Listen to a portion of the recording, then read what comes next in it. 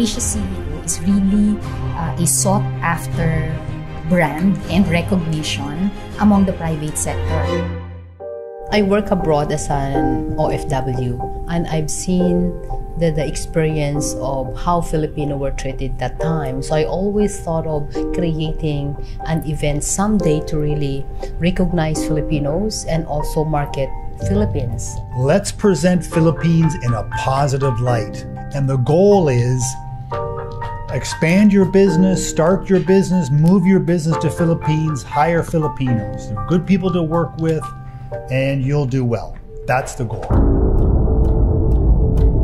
Way back when we were the poorer or sick country of Asia, and now if you take a look at, for example, the BPO industry, we're #1 in the world. There's a lot of potential for the country, and if we are really going to see fruition that we are going to be one of the top economies by 2050, I think it is very important for us to really pull our resources together. And we always believe from the beginning that this association was the right medium, the right structure, and the right outfit to really put the Philippine business community on top of the agenda for the Filipino people and also for the international community. Well, it gives me a fantastic insight in terms of how broad the industries are and how many different types of successes that are contributing to the growth and inclusive growth of this nation. We have to create a future where our next generation of talent and leaders is prepared for all of the new opportunities that will present themselves. Asia CEO Forum is very unique because it is more than any other forum emphasizing that this is about nation building. Economic growth is a very wide subject, and Asia CEO Forum always find the right angle with the right topic at the right time to talk about, and that's why there is such attraction to these events. They connect people, but they also create a platform for transfer of best practices, best knowledge. I believe in the vision of Richard and Rebecca. I think they have this vision to help make the Philippines a first world country in 2030. And with our partnership together, I know that we're achieving a lot of things. Thank you for what you're doing. We applaud your efforts. We're proud and happy to be your partners. We encourage other companies to join in and be a sponsor, and it will, I'm very, very sure that they'll find it worthwhile.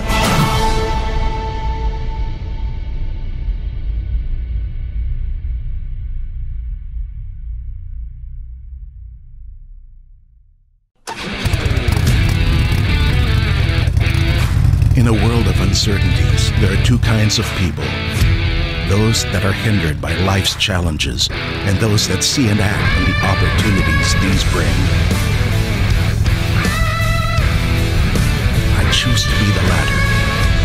Every day, I gear up for the ride of my life. But I often find myself on roads that seem unfamiliar.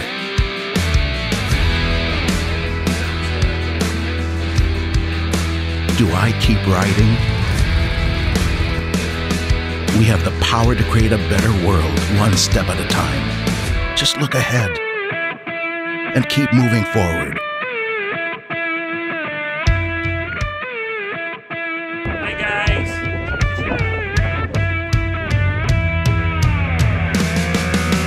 I defy limits.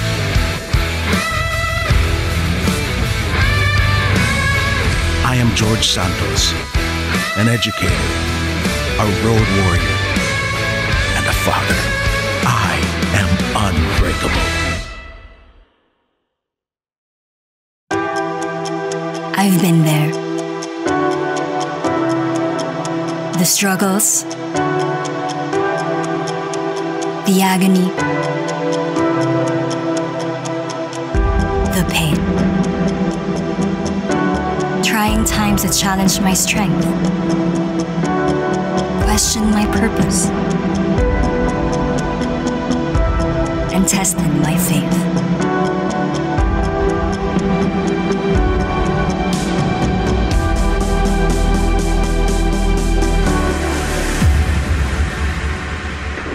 I have learned how to withstand adversity. I have the power to create a better world. I will always come back, tougher, stronger than I ever was. I will not get knocked down. This is what defines me. True resilience. I am Patricia Cruz, a business owner, a corporate leader, and a fighter. I am unbreakable.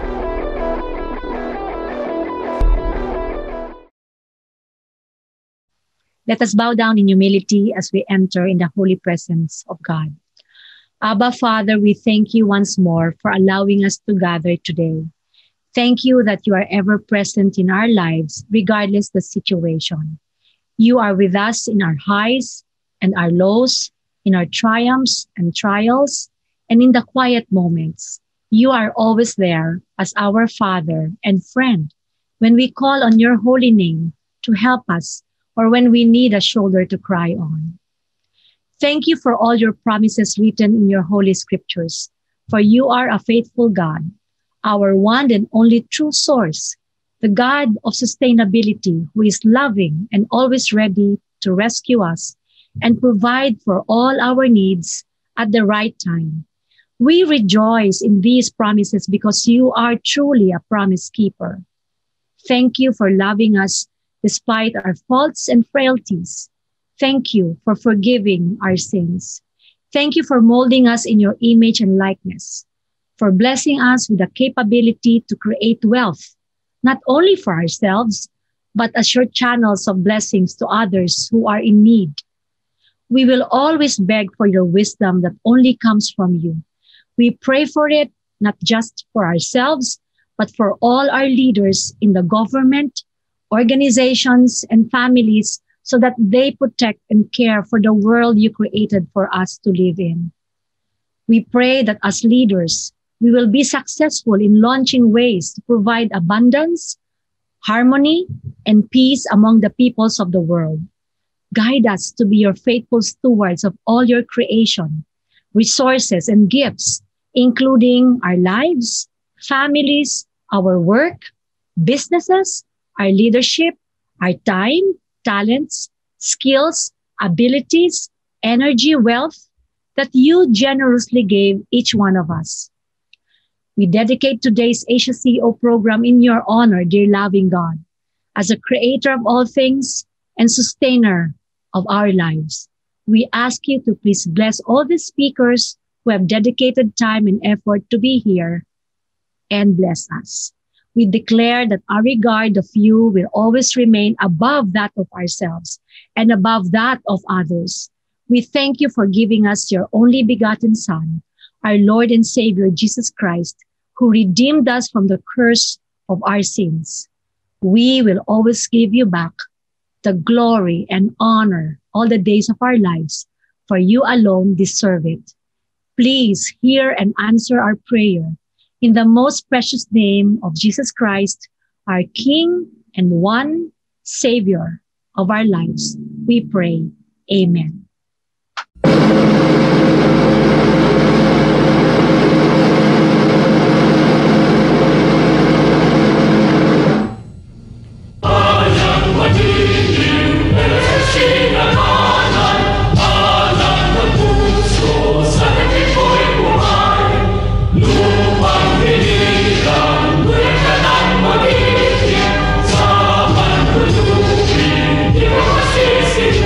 Salve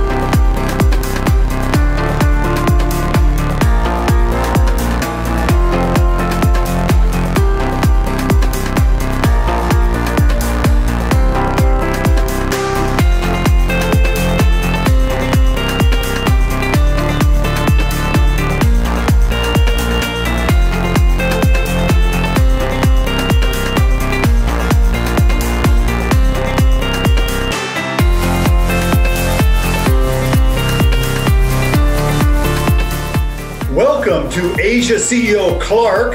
This is 2021 event, and Clark continues to be a surprise and an inspiration to all of the nation. There is so much going on there, and we have a lot of wonderful people to talk about this event, pretty much the heavyweights of the whole Pampanga and North Luzon region. This area is poised for dramatic growth with all of the infrastructure projects that have been going on, the airport, the rail systems, everything is in place for it to be one of the biggest growth engines of the nation. So stay with us. We're glad to have you. And we're going to have a lot of great speakers talking about everything that is happening in Clark and North Luzon. So welcome to Asia CEO of Clark 2021. Glad to have you. All right, let's start the event with Dennis Mcbattock. He is the industry head of One Luzon for the PLDT group of companies, and he oversees a lot of development and work in fixed line, wireless, and ICT pillars. So a lot going on in his industry and a lot to talk about. So please welcome Dennis Mcbattock, the industry head of One Luzon for PLDT. Welcome, Dennis. Thank you, Richard, and a very pleasant morning to everyone. On behalf of PLDT Enterprise, it is my pleasure to be joining you again for today's session as we discuss the economic development and future of North Luzon amidst the pandemic. For more than a year now, we all had seen the effect and impact of the COVID-19 pandemic.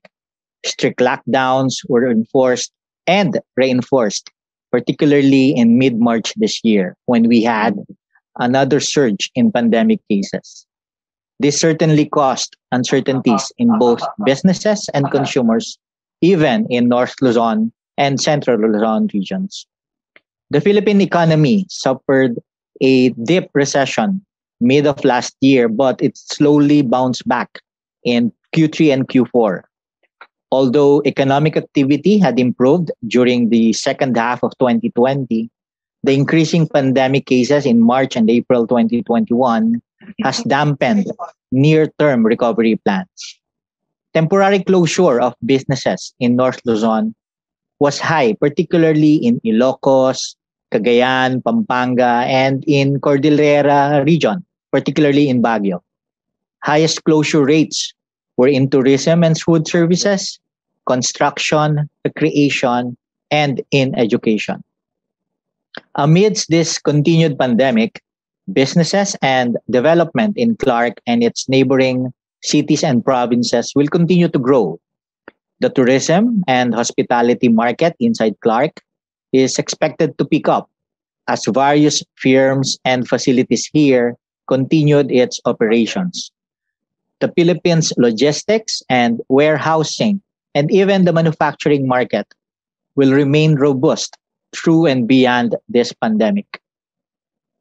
The Philippine Economic Zone Authority said that there is a proposal to develop the first Bulacan Business Park in Malolos Town, which will be the country's first medical research and development and pharmaceutical park, envisioned to be a premier ecozone that would house medical R&D through a partnership with the academe and research institutions, as well as the manufacturer of innovative over-the-counter and generic drug products, medical equipment, and pharmaceutical cold chain.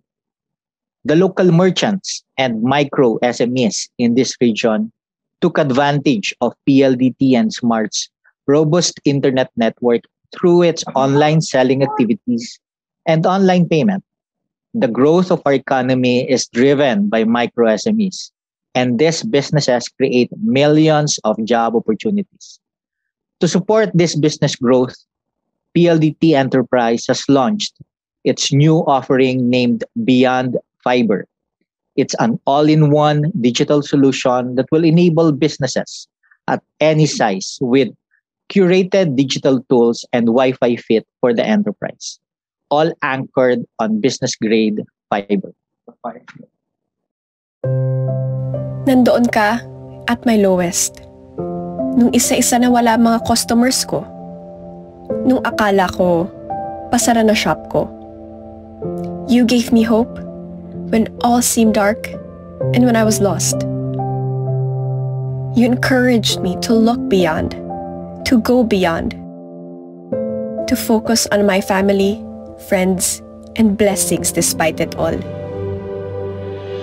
Lahat yun, naitawid ko kasi nandyan ka sa tabi ko, nagpapaalala na kaya ko. So ngayon dahil sa'yo, mas matapang na ako to face any challenge. And now I realize what matters most. So thank you. Thank you for being there for me through everything. Nagbago man ang mundo, alam ko, kaya ko na harapin ang araw-araw na walang takot. Kasi you are just right by my side. And I can always count on you. Kaya salamat, ikaw talaga ang BFF ko.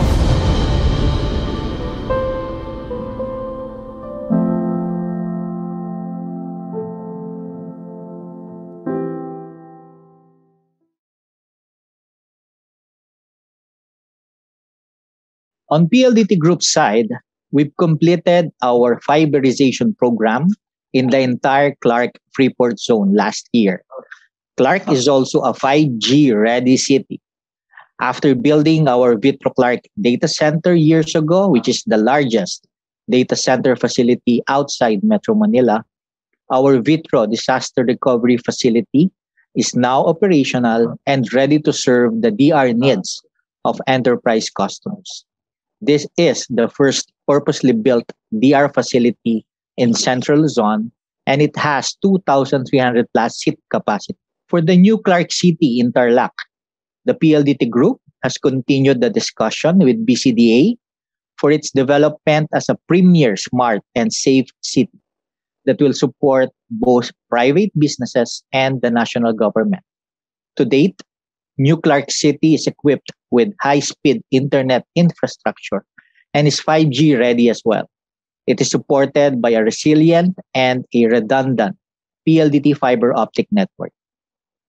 With all of this progress and development in Clark and in North Luzon region, PLDT Smart will continue to play a vital role in maintaining and sustaining a very fast, reliable, and secure connectivity. Aside from owning and maintaining 4 submarine cable systems and landing stations in the country, we also operate in 10 other cable systems, thus expanding our existing bandwidth capacity of 10 terabytes per second. Starting this year, up to 2023, we will be firing up new submarine cable system every year, which will increase our bandwidth capacity by additional 10 terabytes per second. This is aside from our yearly expansion of our PLDT fiber network and smart network inside the country.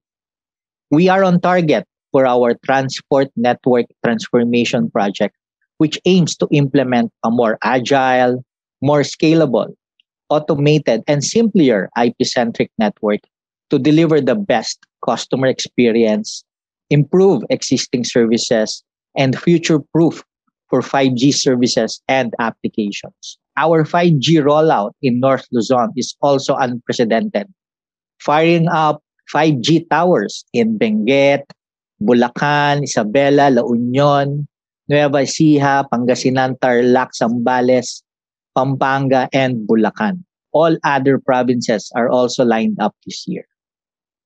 In closing, we in PLDT Group believe that network services is a key backbone of our economy. We at PLDT Enterprise continue to strive to make a positive impact on every business. This clearly shows the unbreakable and resilience in us. Thank you and stay safe. It starts with a cause, a purpose, a dream. To do more, to be more. In the face of adversity, do we break down or should we break through?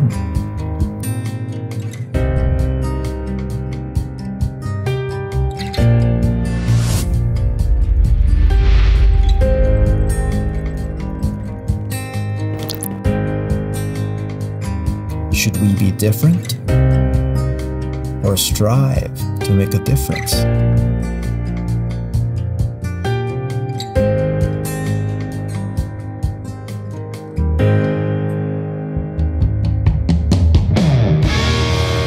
We rock.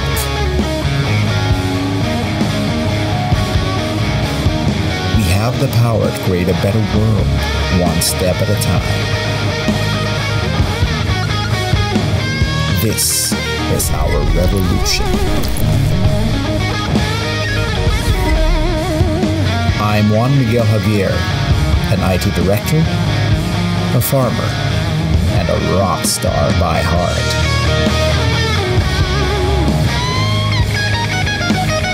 I am unbreakable.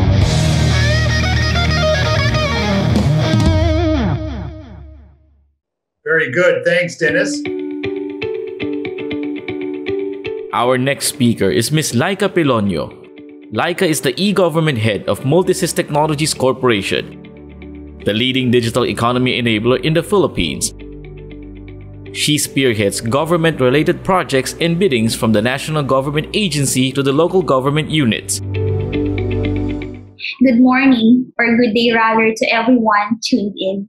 This is an interesting topic as we explore the ongoing projects and initiatives within the northern region and in part how Multisys and other tech industries are contributing towards growth and sustainability.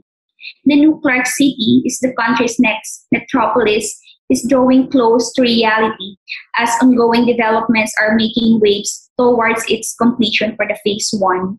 An estimated of 30 to 50-year development is needed in order to materialize these monumental projects, with programs such as the Build, Build, Build, and the city's emphasis on sustainability, known as the first smart, green, and disaster-resilient city.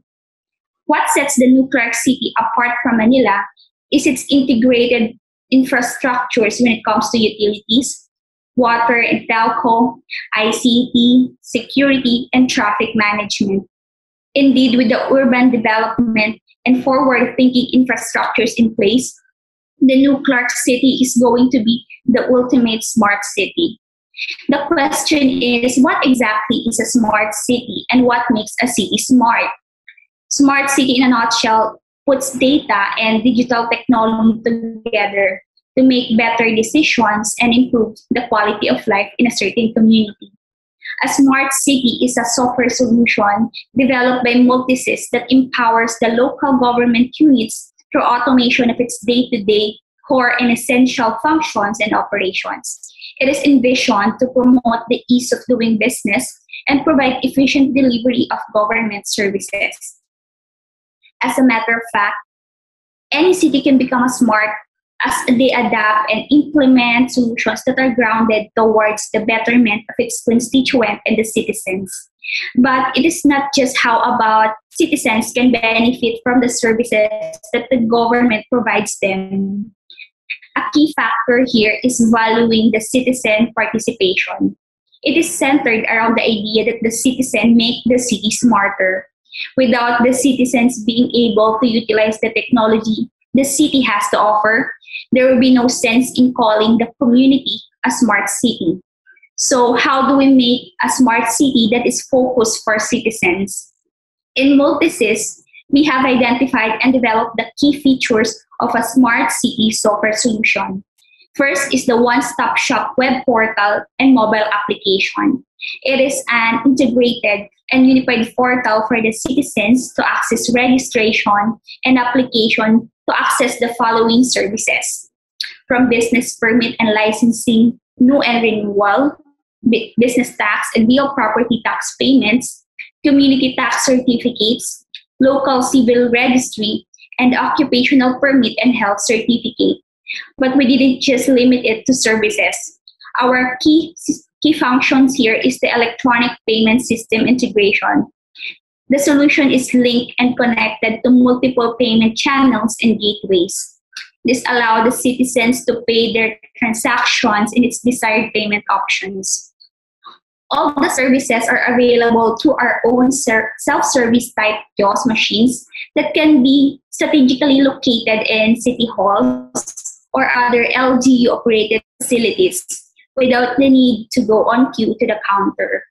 The third one is that we have the administrative system that includes the dashboard monitoring and reporting for the city admin to assess its performance and operations. This can help pinpoint what else can the city improve further for its constituents.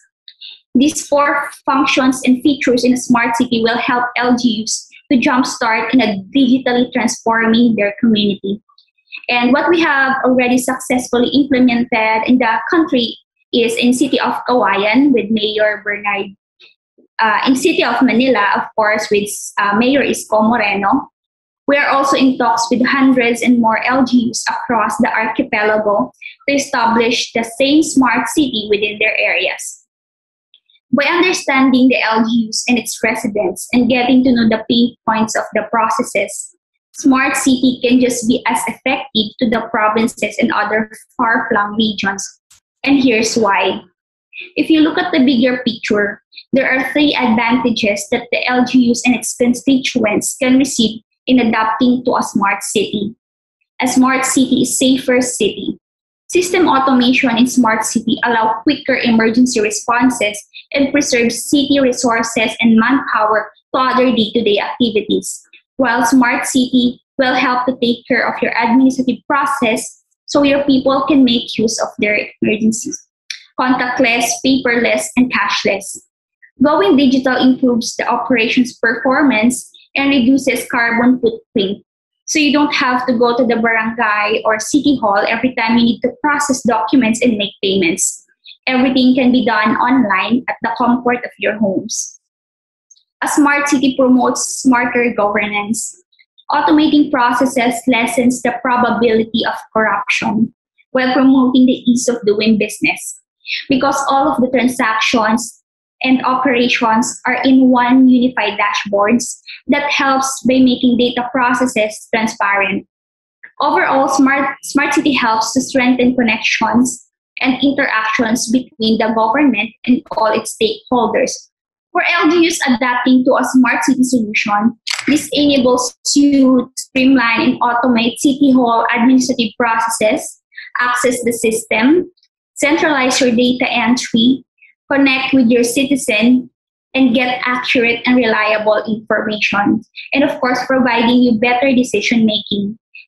Apart from that, it would give you the holistic view of the city's performance. At the end of the day, technology such as smart city shouldn't be a privilege, but a convenience that everyone deserves to experience. Whether you're in Clark, Manila, Tarlac, or anywhere in the country, it is great that we are building the next metropolis of the Philippines, just like the new Clark City, but even better than that. We encourage the rest of the communities and existing LGUs out there to empower themselves and empower their people by utilizing technologies and solutions that are readily available to make better living for themselves and their community. Thank you.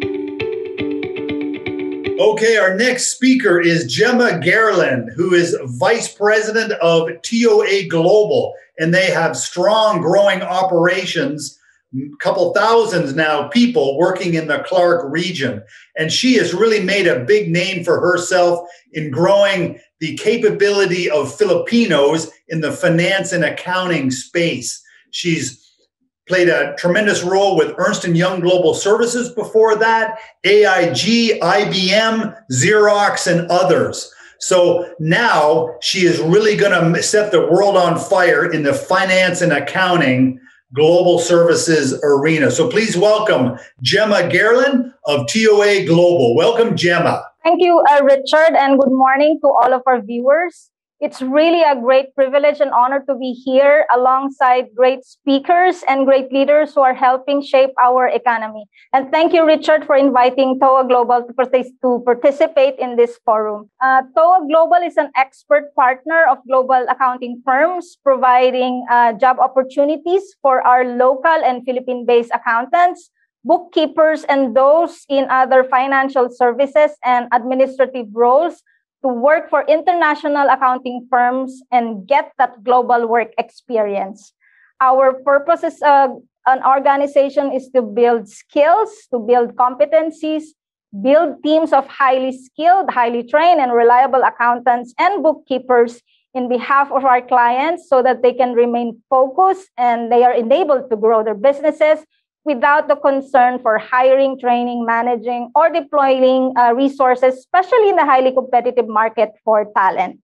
The firm was founded in 2013 by Nick Sinclair, who is an accounting firm owner himself.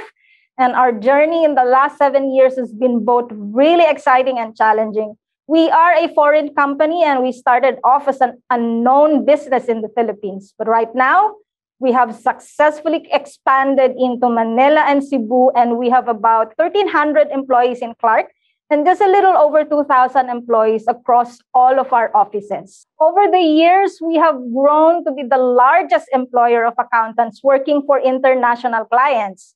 In fact, we are the largest employer of accountants in Clark and the second largest employer of accountants in the Philippines, next to one of the big four.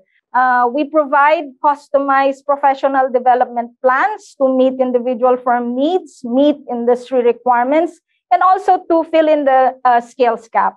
Our online courses are available anytime, anywhere, and they can even be accessed through your mobile phones while you're traveling to and from work, and also available on desktop devices. And our courses are completely developed and provided by accounting industry experts. So obviously provides above market salaries. We do adhere to work-life balance.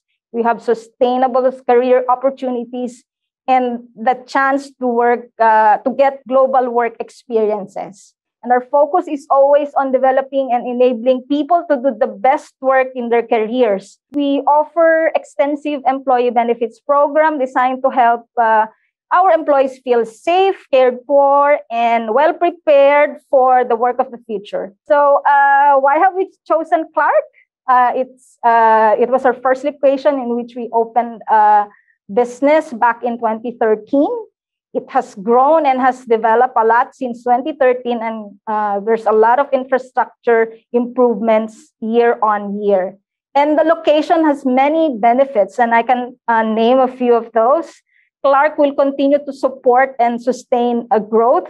It's currently being managed by BCDA, which is known as having managed some of the best infrastructure projects in the Philippines, like John Hay, Poro Point, Subic Report, BGC, before it was sold to the private sector. If you come to Clark now, you will obviously see a lot of ongoing constructions that will open employment opportunities for the locals and those willing to relocate to Clark. I myself relocated to Clark after having worked in NCR for almost 2 decades, and I have no regrets at all. Clark has been nothing but great experience since I moved here. There's also ease of doing business in Clark.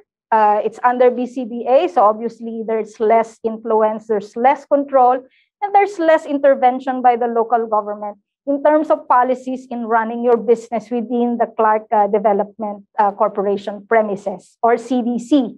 CDC understands the uniqueness of our business better. And I think the most important thing about Clark as a business destination is we have a very rich talent pool of highly skilled and highly educated professionals. So lastly, Richard, I would like to mention that really I'm a proud member of TOA. TOA stands for the Outsourced Accountants. Thank you very much, Richard. Wonderful. Thank you, Gemma. That is a good story and a lot of energy. It is, Richard.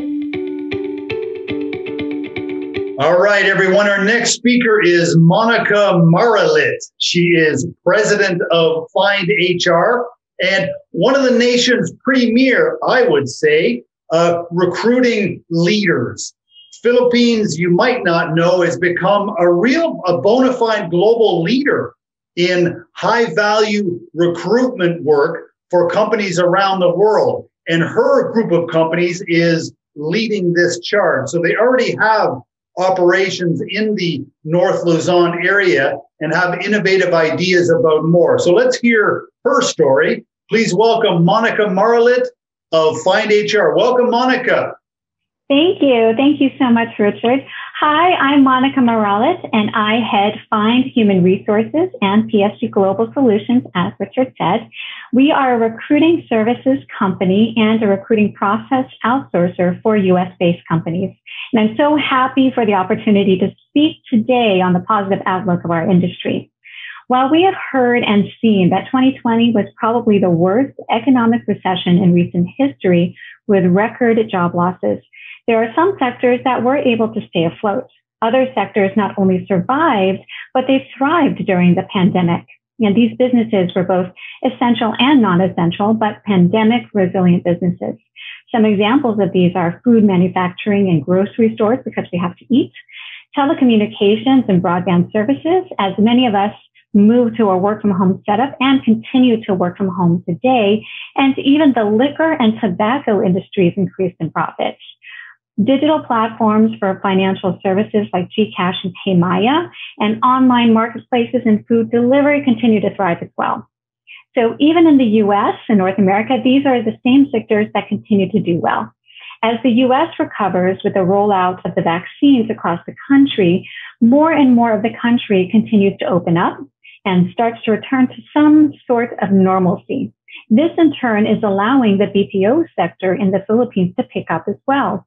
And you wouldn't think that recruiting services or recruiting process outsourcing would have been as resilient during the pandemic, given the drop in jobs. But we actually saw this to be the opposite. Fortunately, we saw an uptick in our business by the end of 2020. While jobs overall dropped in 2020, the healthcare sector boomed given the circumstances, and the services that support that industry grew along with it. That included recruiting services. We supported our clients with healthcare workers in different parts of the U.S., such as travel nurses, healthcare facility workers, and workers in testing and vaccination sites for COVID.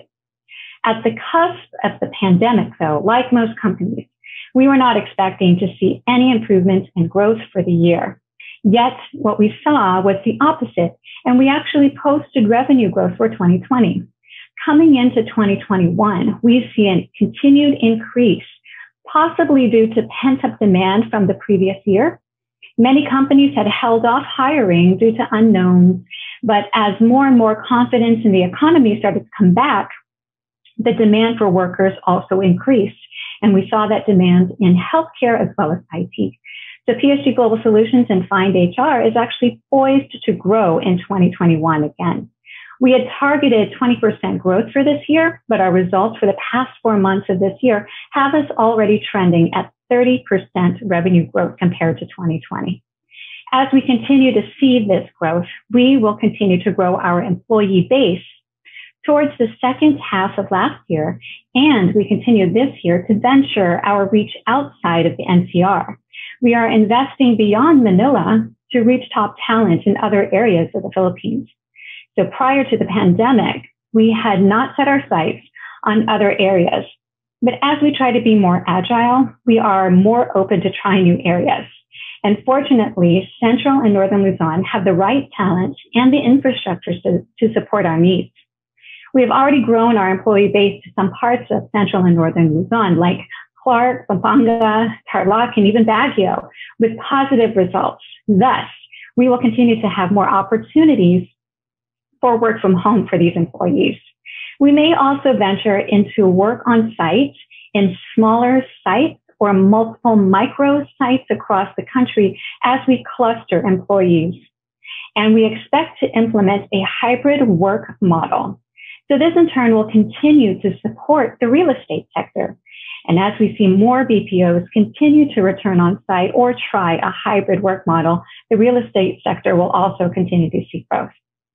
Both employers and employees have seen benefits from a more flexible work model this past year.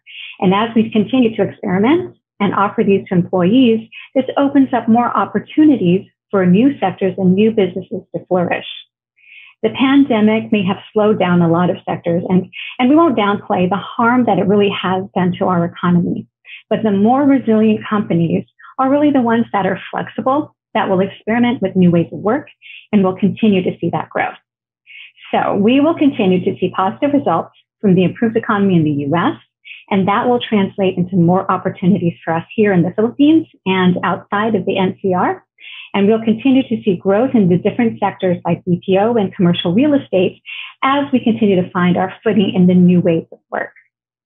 So thank you so much to Richard and Rebecca and the Asia CEO team for the time. I enjoyed my time with you guys, and I hope you did too. And hopefully my talk was a little bit more informative for you guys. Thank you very much, Monica. Yeah, so keep up the great work making Philippines the premier recruiting hub to the world. So Thank you very much. Thank you. Thanks so much, Richard. Our next speaker is David Lee Chu, the CEO of Lee Chu Property Consultants, and has quite a dominant and far-reaching position in the real estate sector in the nation. I've watched him, come up as a guy starting out in his career. He has really come to be a very important part of real estate, and developers really depend on him for a lot of information. So please welcome David Lee Chu, the CEO of Lee Chu Property Consultants. Welcome, David. Richard, thank you very much for having me over. So I've been asked to talk about what our views are regarding the North Luzon area, in particular Clark, and how that's going to change the entire landscape for North Luzon. I'm very happy to say that as far as the economy is concerned, despite everything that's going on in COVID, the Philippine office market remains to be one of the largest office markets in the world as far as office leasing is concerned. About 400,000 square meters of office space got transacted in the full year of 2020, and about a little over 100,000 square meters transacted in office space in the first quarter of 2021. And those are some of the biggest numbers in the world, probably in the top three most than any country or any city has ever done in the 5 quarters of COVID. And in addition to that, the residential sector continues to do very well. Once you go from the middle end of the market in terms of pricing all the way up to the luxury end, in some cases. So number one, the volume of transactions have significantly gone up from the second quarter of 2020, which I think was second quarter is a trough, and today has been a very good straight line up in terms of transactions for the residential market. And prices have anywhere from stayed flat at the worst case to as much as increased by 300% in the last 15 months in certain markets. 145 kilometers of infrastructure in total. And a big chunk of that, two things: the airport that's about to open in Clark, the new Clark International Airport, and the train that's going to connect Clark to Manila, and the Skyway 4 extension that connects Alabang to Balintawak, which then cuts your travel time to Clark by 2/3. These three projects, the rail, the road, Skyway 4, and the new airport, is going to be transformational for the new for Clark in general, as well as for the entire Northern Luzon. I'm so excited for the prospects of North Luzon, because all this infrastructure combined, working together, will really integrate these regional economies to make trade much more efficient. The BPO sector, which is the largest component of demand for office and economic growth, will expand much more aggressively in the north because of Clark, because of the airport in Clark.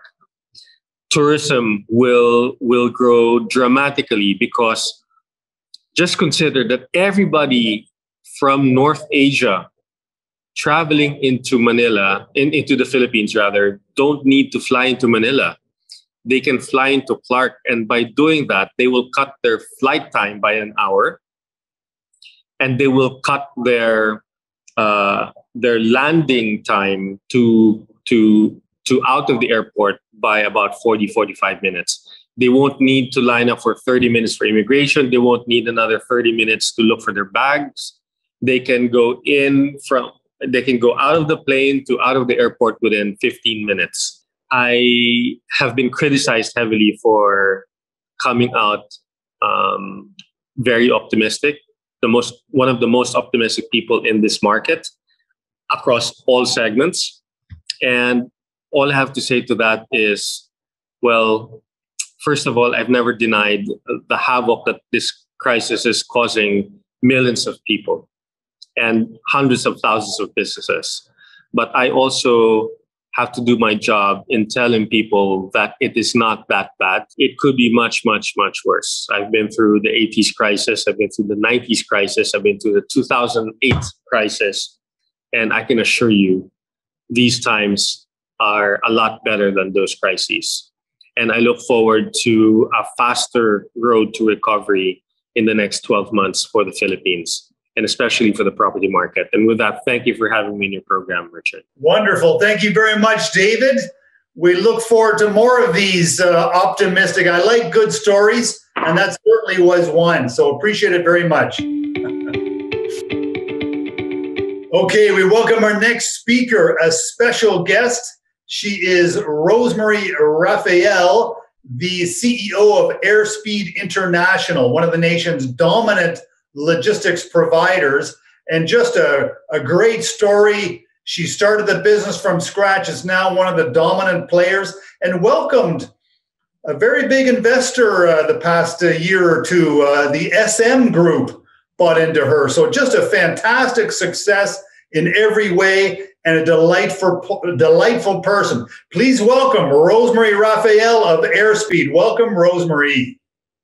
Thank you, Richard. That's very humbling what you just said, but a very good morning to everyone. Asia CEO Clark, that's one of the topics or one of the events that I really, really treasure. We have our presence in Clark, and not only in traditional freight forwarding, but also we have the e-commerce last mile delivery service right now in Clark. And as we go through this journey, because we've never really thought that this pandemic will last even longer, I just want to remind everyone that we really have to focus on what we can control and not what we cannot control. I just leave the things that we cannot control to God, because I stand on His promise that He will sustain us, that He will protect us, and that He will cover us. And this is what has been happening, not only to me, but the people I know under Airspeed and some communities that we serve. So how do we sustain ourselves during this time? How do we sustain the business? I believe that we just have to continue to do what we know best. And to us, it is really more of serving our stakeholders, serving our customers, and serving the communities where we are in. We continue to be unstoppable and relentless. During the time of COVID, I was stunned. I really didn't know what to do, but I was reminded by the fact that we have so many people who are depending on the company and so many customers who really needed to be served. And that is really the why, or the reason why we continue to do what we did. There were things that happened that I never thought would happen. There were so many concepts that were launched during that time. And it is really because, number one, we really have to be creative and innovative. It can be something where we can turn adversity into opportunity. We were able to charter aircrafts that we thought would not even be able to do. We brought in charters that we thought could not happen because it was really the week of the pandemic and there were no permits. But a week before that, we were able to get the permits.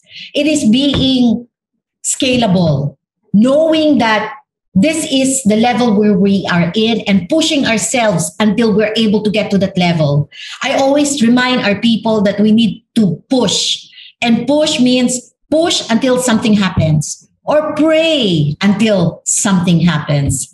It is being decisive. There are decisions to be made. And sometimes even as leaders, we can't even go beyond what needs to be decided on because of uncertainties. We really don't know what's going to happen next. But then again, when a decision has to be made, then we have to stand by that decision and execute it properly. It is so important that we base our decisions also on the values that we have, the core values that the company has, personal values that we have. And in our case, for Airspeed, we have loyalty, integrity, value of honor and respect, excellence and stewardship. Any decision that we have to make will have to be based on those core values. It is also listening on purpose to what our customers need and what our customers want, especially during critical times, especially during times when nothing is really certain. We really have to listen well and hear well on what is needed. It is also important that during this time, especially when there are so many work from home, that we have to be engaging and connecting with our people and team. That when we have one heart, one vision, one direction, there is really no way that we can fail, that we can build and rebuild anything based on that. So it is very important that we also connect and engage. Nobody is left behind, that we fight this all together. Our nation, our country will be strong. And as long as we as individuals, we as a company, as Airspeed, as Asia CEO, will be fighting all together as one. As you know, Clark is very dear to my heart as well. In fact, just recently we came up with another investment, warehousing in Clark, because Clark is the city with most opportunities. It is a city that has its infrastructure and basic foundation or economic foundation. It is a city, a new city, and a city without equal for sure. So to Clark, an amazing job. And I really can't imagine how after this pandemic ends, how Clark will really blossom and to be its full potential. Amazing, Clark, and mabuhay. Maraming salamat. Well, thank you very much, Rosemary. That was a compelling story from an energetic person. We look forward to keep hearing how you're doing and the great news ahead. Thank you. Okay, our next speaker, we're so pleased to have Vince Dizon, the president and CEO of Bases Conversion Development Authority, BCDA. Always a pleasure to have him. This organization has done a fantastic job bringing forward vital public infrastructure projects, tollways, airports, seaports, real estate developments, on and on. Vince is a man to watch. He is also, interestingly enough, Deputy Chief of the country's COVID response group, and really, really busy and playing a lot of roles simultaneously. So really pleased to have him, and pleased we were able to pull him away from his other responsibilities. So welcome, Vince Dizon of BCDA. So glad to have you, Vince. Thank you very much, Richard. Thank you very much to the Asia CEO Forum. It's such a pleasure to be with all of you. I know these are very difficult times for everyone, especially those in the business sector. But despite all the challenges, I'm glad, Richard, that you're still active, you're still revved up about the Philippines, and the Asia CEO Forum is going strong. And it's always a pleasure to be here with all of you. I'm here today to just give you some updates on what we've been trying to do in Clark. I want to focus on Clark. I want to focus on infrastructure. And I want to focus on the things that we've completed, we're still doing, and the things that are going to be happening in the very near future. Okay. So when we started Build way back in 2016, BCDA committed on focusing most of its energy in developing Clark. As you know, Clark, the former U.S. Air Base, left to us in 1991, was always envisioned to be a major hub for logistics, for and other sectors of the economy. And what we tried to do these last years under the Build, Build, Build program of the Duterte administration is really develop the infrastructure that is already in Clark and develop it in a way that will attract more industries and more businesses to locate and also to move out of Metro Manila and move into Clark. So we had two major projects. The first was the major expansion of the Clark International Airport by building a world-class brand new terminal. And the second was to continue the project of the previous government, which we now call New Clark City. So I just want to walk you through very briefly with this video what the vision of Clark is under the Duterte administration's Build, Build, Build. Let's look at this short video. Clark is a city built as living proof that business in this part of the world is not only easy, but simply better. This is a city with limitless ambition, built for business and built for people so that life is always well lived. This is Clark.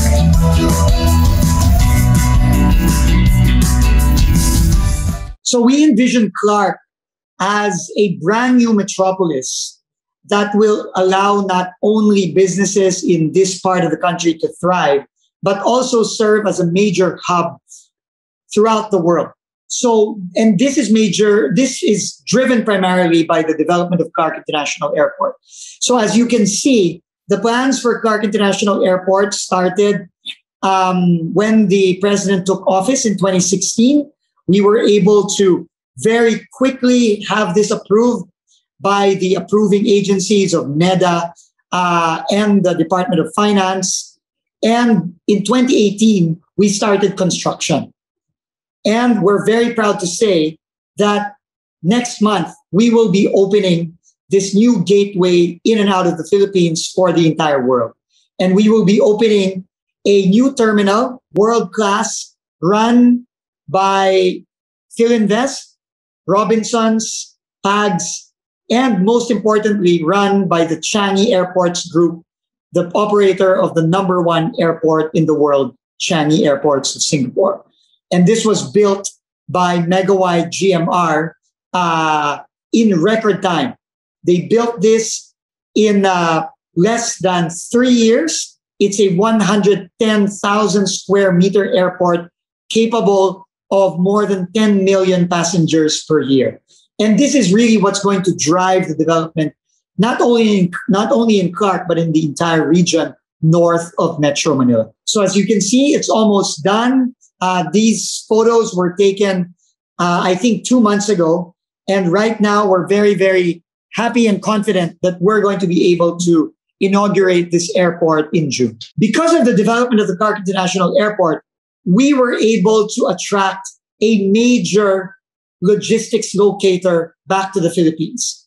FedEx has already built its brand new facility that will serve as a hub for the region. And hopefully by the third quarter of this year, this brand new hub that you can see on the screen will be open to service not only the major locators in Clark, but the entire country. A major part of the investments, not only in Clark, but also in Subic Bay, is the Subic-Tarlac Expressway, or SETEX, which is now expanded all the way to TPLEX, all the way going up to Baguio, and even going as far as La Union. The Department of Transportation, under Secretary Artugade, has already started the construction of the North-South Commuter Railway that will come from Calamba, Laguna, pass through the various districts in Metro Manila like Taguig, Makati, Quezon City, Manila, all the way to Clark.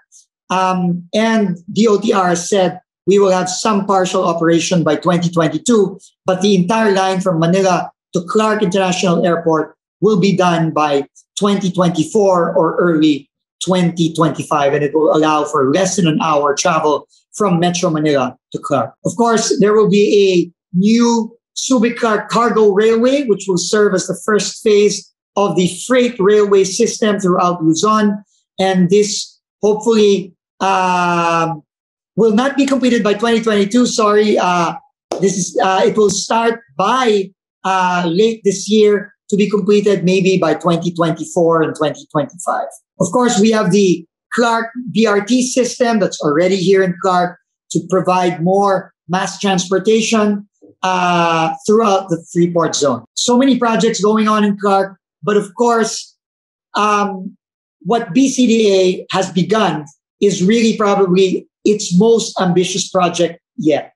And this is to create a brand new greenfield city that will rival, in our opinion, the best cities in the world because of the amount of planning and the infrastructure that has been designed for this city together with our partners from Japan, Singapore, and other countries. So New Clark City is envisioned to be the country's new growth area and an alternative to Metro Manila. And just to show you a very short video of what we have built so far in just 2 years.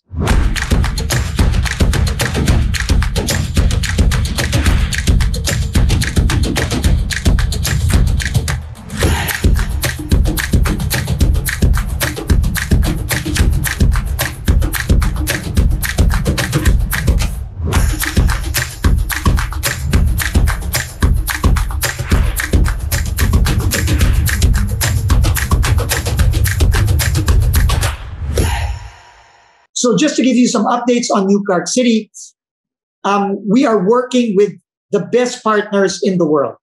Our planners are led by AECOM, by Sorbana Jurong, by, of course, our major partner, the Japan Overseas Network for Transport and Development, Nippon Koi, our locators, Philinvest, JG Summit, Changi, PAGS, Megawai GMR, MTD of Malaysia. And for utilities, we have, again, the best in the world, Meralco Marubeni, Kansai Power, and Chubu Electric, and, of course, Prime Water and Tahal Group for our water supply.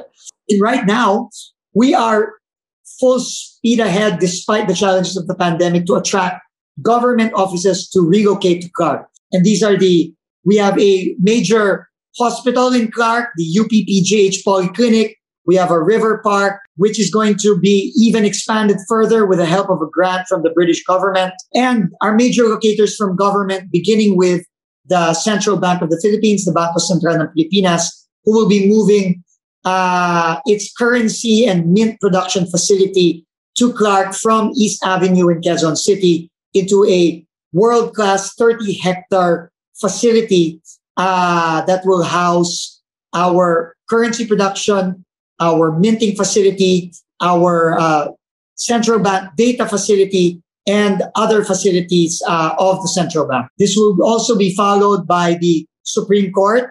They will be building their first regional judicial center in roughly 6 hectares in New Clark City. We have also signed a memorandum of agreement with the Department of Agriculture to build a agro-industrial and National Seed Technology Park in 30 hectares in New Clark City. This is very, very exciting given the various food security issues that have come up this past year. We will also have, very important for building on the success of the SEA Games and the world-class facilities that have already been built, we will be starting the construction of the National Academy of Sports within the next few weeks, in fact. And this will open by next year. Now, hopefully, when COVID is behind us, we will have the first students in the National Academy of Sports in New Clark City by next school year. We will also build, as a response to the pandemic, the first Virology Science and Technology Institute of the Philippines in New Clark City by the Department of Science and Technology. This has already been approved by the National Economic Development Authority as a major flagship project, and this will serve as a major research institute to help us address pandemics that may come in the future. The National Bureau of Investigation has already signed a memorandum of understanding to build on roughly 30,000 square meters in a brand new building in New Clark City. And there are so many other government agencies that are coming in. But of course, apart from the government agencies, we have major private sector locators, beginning with Philinvest, that is already in the final stages of its development for the first phase of its 288 mixed-use industrial park. 100 hectares will start accepting locators by the third or fourth quarter of 2021. We have also attracted major brands in the tourism and leisure sector. Despite the challenges of COVID-19, these will start construction, if not late this year, early next year. And the first banyan tree in partnership with Widas, a Korean group that is already operating the Widas Hotel and the Marriott Hotel in Clark, will be building a world-class ultra-luxury mountain resort with banyan tree and Amsana resorts on 450 hectares of beautiful mountain space in the mountains in New Clark City. And already under construction, a Sky Blue Golf Club and Resort on 250 hectares. This is already under construction. And hopefully by 2021, we will already be opening this world-class golf club and resort, and to be enjoyed by everyone here and also the major locators in Clark, as well as the people in Central and Northern Luzon. So as you can see, there's so many opportunities, and despite the pandemic, we're all systems go, and we're really, really excited, especially once we've had COVID-19 under control, and once we move past COVID-19 and move towards recovery. We're very, very excited for the prospects in Clark, and we hope that the next administration coming in next year will continue and fast track all these developments for the benefit of all Filipinos, not just here in Central Luzon, but everywhere throughout the country. With that, thank you very much again, Richard and the Asia CEO Forum, for your invitation. And please stay safe, and God bless everyone. Thank you very much. Okay, Vince, you have a lovely background of the Clark airport behind you, but it says coming in 2021. What does that mean, Vince? We're opening this beautiful world-class airport run by Changi Airports Group, Philinvest, and Robinsons and Pags in a month. So you're gonna hopefully, Richard, we're gonna see all of you fly out of this brand new, beautiful, world-class airport when this is all done. I look forward. Okay, great work, Vince. A great man and a great story. Okay, our next speaker is attorney Byung Chung Unko, the CEO of LIPAD. This is the Luzon International Premier Airport Development Corp. This is a special entity that's set up to operate and manage the Clark International Airport. Attorney Byung, her mission is to create a truly world-class airport for Filipinos and all the world at Clark. And it also is a milestone project for the Duterte administration. It is the first public-private partnership project that is started, constructed, and completed during his administration. So this is a high-profile project and a very high-profile and nice person. So please welcome attorney Byung Chung Unko, the CEO of the Luzon International Premier Airport Development Corp. Welcome, Byung, and glad to have you. Thank you. Thank you, Richard, for inviting me to be a speaker in your forum.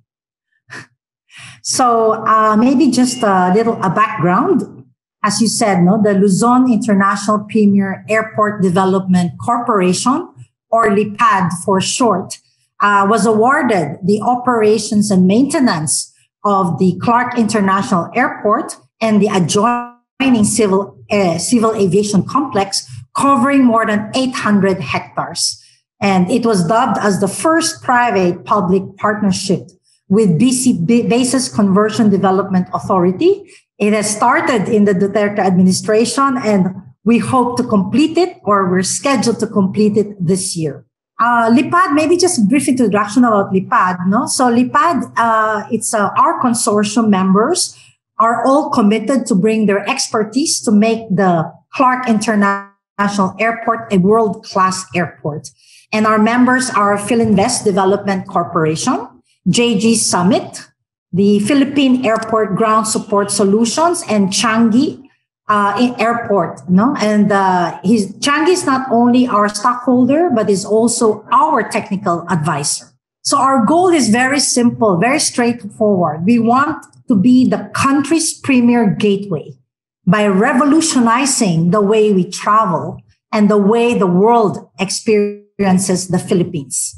So when we took over Clark International Airport in 2019, we expanded its network. In fact, pre-pandemic, we have 19 domestic and 14 international destinations by 18 airlines, flying almost 700 flights every week. No? And in fact, in 2020, when we started in January and February, we were at a very good upward momentum. There's in fact an 18% increase in domestic passengers and a 16% increase in international passengers. But COVID-19 hit us. So the government started to put border restrictions. And of course, we have to immediately refocus and see how we can reduce our expenses given the traffic numbers have reduced significantly. Fortunately, even when the traffic numbers, passenger traffic came down, we see an increase in cargo. So there was a 17% increase of cargo traffic last year. And what we did also, we played a very significant role in bringing back our overseas Filipino through the repatriation program of the government. We also put in place health and safety protocols in the airport to assure our travelers that traveling through Clark International Airport is very safe. And what we got, we were awarded by the airport an airport health accreditation by the Airport Councils International. This is in recognition after assessing that our airport is safe and a secure place for the traveling public. And this was assessed against international standards. So we got this accreditation. We're the first one in 2020. And then, of course, the most exciting for this year is our beautiful new terminal building, right? So our new terminal building, the shell itself was handed over to Lipad only last year, December 15, 2020. It was a structure, so we have to fit it out. The good news is we were able to have early access so we could start some works inside. So design capacity is 8 million passengers compared to 4.2 million that we have. And it has a floor area of 110,000, which is 4 times bigger than our existing terminal. 18 aero bridges, and we have 80 plus check-in counters. We have 40 of that check-in counters is the traditional check-in counters, and the rest of about 40, of course, we'll start with about 10 self-service kiosks, because this was already put in place even before the pandemic, because it will facilitate the seamless passage of our passengers. What's important in an airport is a sense of place, and you get that sense of place by taking inspiration from the beautiful landscape in Pampanga. I'm not sure, Richard, if you've been to Pampanga, but I tell you, we have the Mount Arayat, we have the Zambales region, we have the Segovia River. And in this airport, it's a T-shape, very, very easy. You won't get lost in our airport. And this will house both the domestic and international airport in one terminal. So you don't have to move terminals. So as I've said, for our check-in area, our architect designer, took inspiration from the Segovia River and the whole palette. So you can see this is our check-in area. Very beautiful ceiling. It's almost like cathedral-like ceiling here. And our ceiling the wood is imported from Austria. It's made of spruce. And we will have 2 check-in islands for our passenger. And of course, very conscious of the famous festivals in Pampanga. We have our Lantern Festival. You must have heard about it. So taking inspiration, our events place is with a lantern, right? So in fact, our event place, you can even bring a car inside our terminal, right? So it's that big. Next, of course, is our holding area or boarding gate. So we took two different color scheme so that, in fact, it's a wayfinding for our passenger. Given that the international boarding gate is facing Mount Arayat, the inspired carpet and the sitting area is green, right? So you know that you are on an international area. Next is, of course, because the domestic is the orientation is facing the Manila Bay, it takes its inspiration from the ocean, right? So it's color blue. So if you take your domestic flight, you have a different experience as a passenger of a domestic flight and as a passenger of an international flight. Something to look forward to. And of course, the famous check arrival area, when you go into immigration. So there are a lot of caves here in Region 3. So you kind of, gives you a semblance of kind of like in a cave, right? But very nice cave, right? You have a kind of like a cream stone immigration counter, beautiful, right? And then when you finish your immigration processes, you come out from a cave and it gives you like you're coming out of a cave. So it's almost like a 2-story building, right? A 2-story height in your baggage reclaim area. So those are just little bit tidbits for you for the new terminal. And of course, I mentioned that our toilet, when you ask a passenger, what is important? Toilets, right? Toilets, Wi-Fi, air conditioning. So we are very proud to say that we have 5 toilets, right? Male, female, gender neutral, because I tell you, we're the first airport. Even our existing airport has a gender neutral toilet. PWD, as well as a family area, a nursing room area. So something to look forward to by our passengers. And we've also asked the question, what will we do with the existing terminal, right? Once we transfer to the new terminal. Same thing, right? Trying to support our government's vaccination program. Our 25,000 square meter facility will be converted into a mega vaccination center, which will cater to the northern and central Luzon. And, we believe that we should be very active in this program, vaccination program, because that is how we will bring back our traveling public, right? So once the vaccinations are properly rolled out, then travel border restrictions will lift. And then we come back to our adventures again and travel. Right. On the people asked, so this is your gateway to more, right? Our Clark International Airport. In the meantime, during this pandemic, we also is trying to focus and review our portfolio. If the passenger traffic is quite low, we are looking at other aviation businesses. Like the cargo, as I've said, there was an increase last year, the general aviation area, and of course, the main MRO, the maintenance, repair, overhaul business, right? So we are focusing on that so that we have a balanced portfolio for Lipad. Also, we took the opportunity to update the master plan. There was a master plan that was done more than 8 years ago. So we are updating it, which will give us a strategic framework of about 25 years. We always feel that good development starts with preparation, right? So that we will take a look at how we can develop this, the future development and success of this airport city.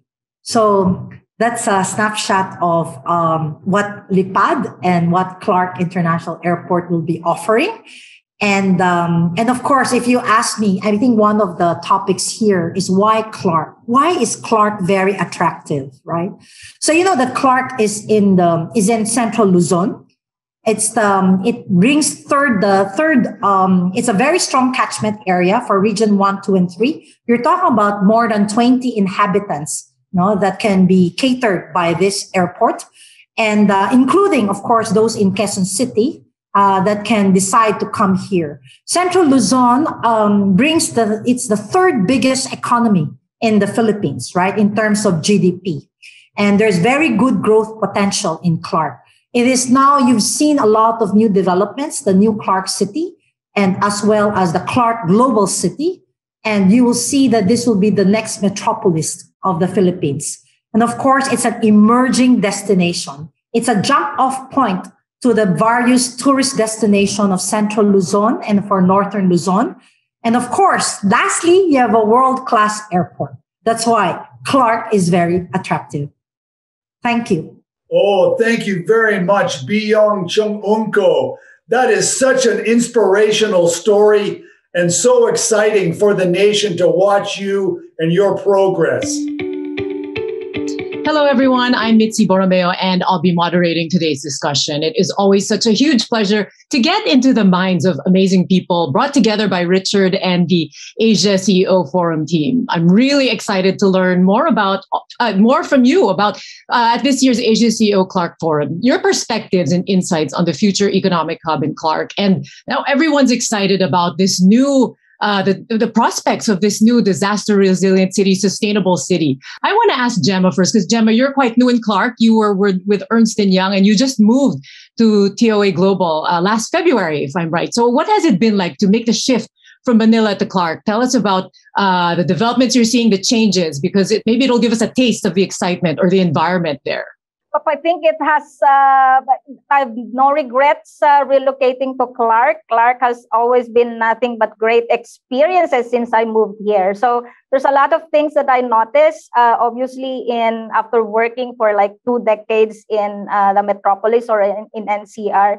You can see the challenges in terms of traffic, pollution, and that is not existing here. So I've cut down my travel time from 3 hours to 20 minutes. That's really amazing. And that's extra time I can spend either working on value-adding tasks or just, getting rid of stress and living a healthier lifestyle. So for somebody who's new in Clark, I'm new here. So I've been going around. I've seen really huge constructions ongoing, and but that's only an indication that a lot of growth is going to happen in Clark, and we're really glad that we are very much positioned right now. We have our biggest team in Clark. We're very much positioned to support the growth that will be coming in to our business in PhilExcel. Wow, how exciting. We definitely envy your life. That's just something we aspire to right now. Dennis, I want to ask you, last year at the Asia Clark Forum in December, that was also online, you said that amidst the pandemic, businesses and development in Clark and its neighboring cities would continue to grow. Would you tell, 6 months on since then, what have you seen change in the last 6 months? What I've seen in the last 6 months is that there's really a continuation of the business growth, particularly in Clark. It's not just about on the enterprise business, but more so you will see rising mid-sized and high-rise condominiums.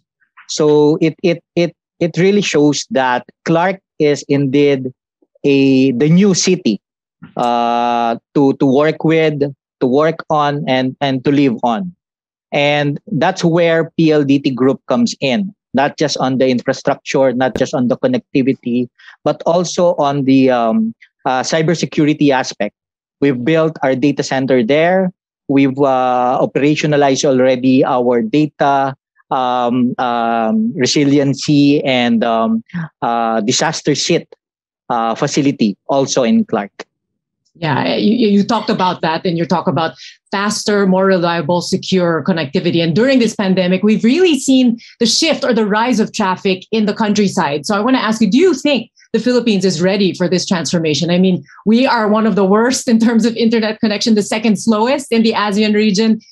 So what do you think about that? The Philippine infrastructure, are we ready for such a transformation? Definitely we are, and not because I'm in the telco industry, but if we will compare our country with Southeast Asian countries, we're at par. We're not yet there, but all the other telcos here in the Philippines are actually exerting all efforts. And again, we are at par with other global players. And what's interesting on this pandemic is that we've proven that even our local telco players can be at par again with all other global telco players. Yes, thank you. Well, that definitely connectivity is so important for logistics among other industries. So I want to ask Rosemary, what does this new hub and other developments in the North Luzon region mean for the logistics industry? How important is the growth of infrastructure and all of these new developments? Infrastructure is really the key. We've been in Clark for quite some time now. And just to let you know that we've added, again, just like what Mr. David Lee Chu was saying, it's really a place to invest. And we've invested also just recently for another warehouse outside the Clark Free Trade Zone, because we're seeing that the foundation in Clark is good and stable. And it is a strategic hub that can connect the other cities in NCR. Most of the areas in Luzon are basically filled up in terms of warehouses. So we really have to go to areas where there is more space, but still strategic. And of course, we all know that FedEx already situated themselves there. And the hub is now in Clark. And so we can see a lot of movements because we're also involved in that. So a lot of movements going to the south, going to the north, east, and west. So for this country, for our nation to be able to build up or rebuild, it is very important that we come up with the right structure, not only for tech, for logistics, for the infrastructure. I'm so happy that the terminal or the airport is really going to be big and strong. And I am seeing that after this pandemic or the travel restrictions, Clark is going to be an airport or terminal that needs to be really highlighted.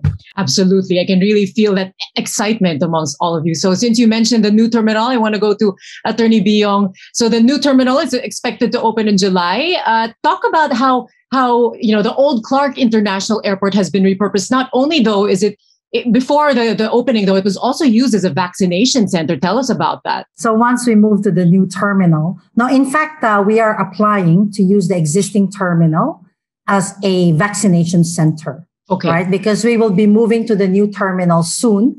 And then we will repurpose the whole existing terminal, 25,000 square meters, into a mega vaccination center.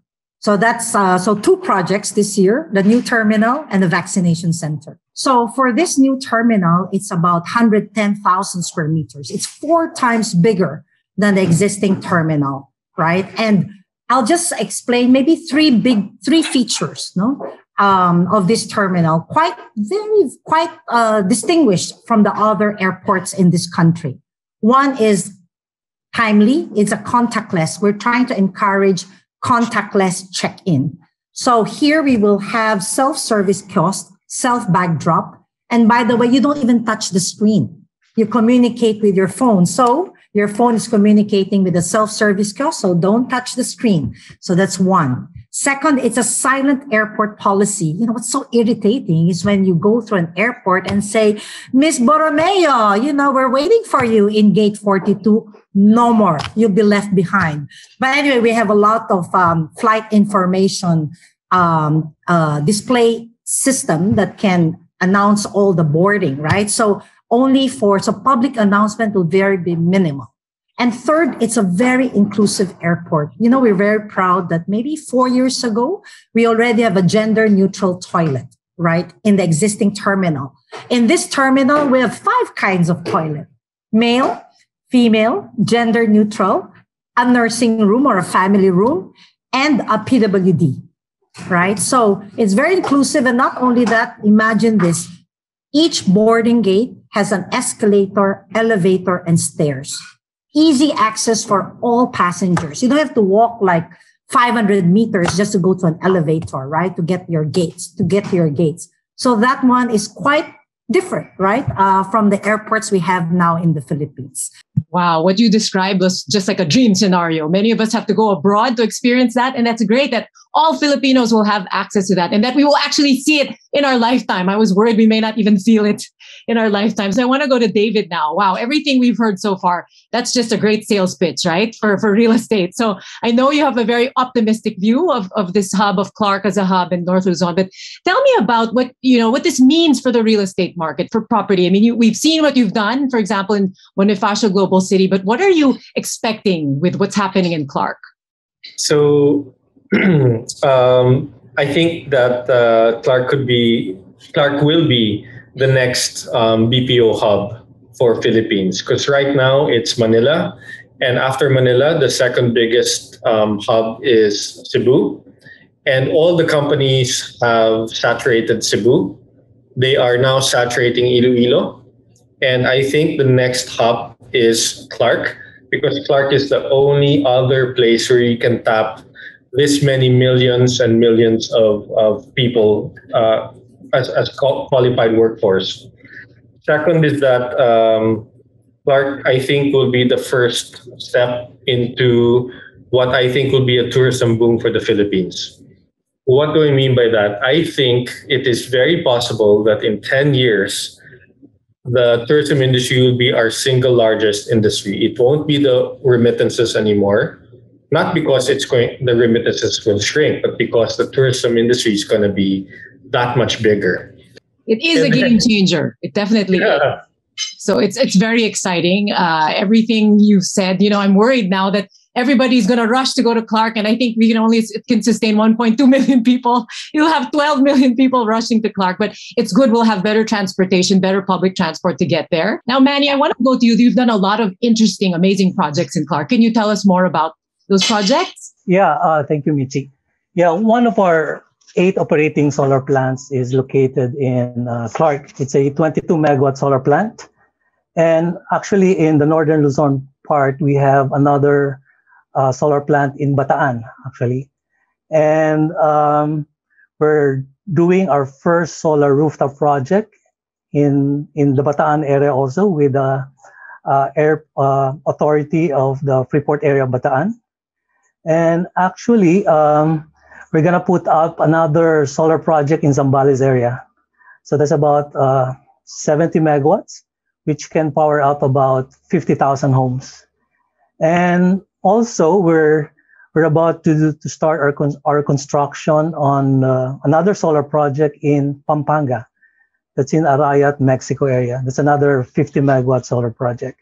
And in fact, we're actually holding discussions with CEDC, which is the host utility firm in the area, so that we can help in reducing the electricity cost of your locators.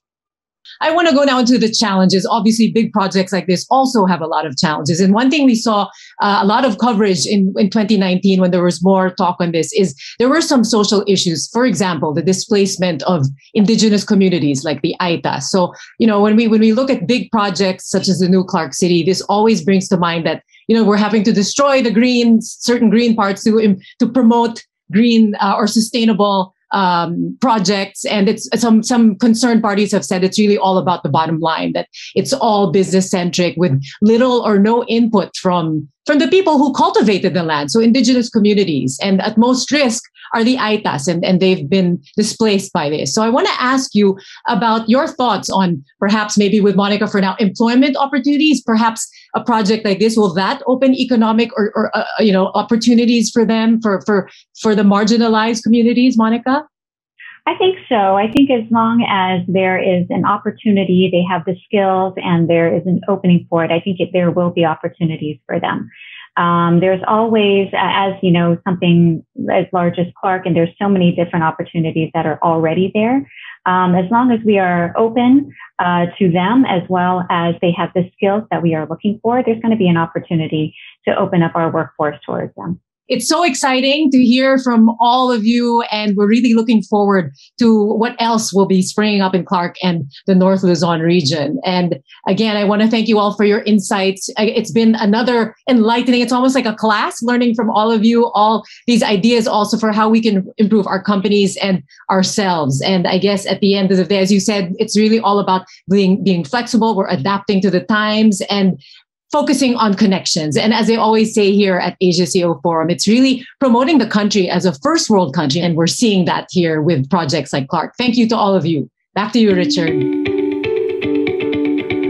Thank you, Mitzi Borromeo. That was a fantastically engaging Q&A session with such powerful and inspiring people. And it really shows you the prominence and the focus that the entire nation is having for the Clark and North Luzon region. There will be so much happening there, guys. We want to keep you up in touch with that, and these are the people to do it. So yeah, glad to have you with us for Asia CEO Clark 2021. See you again soon.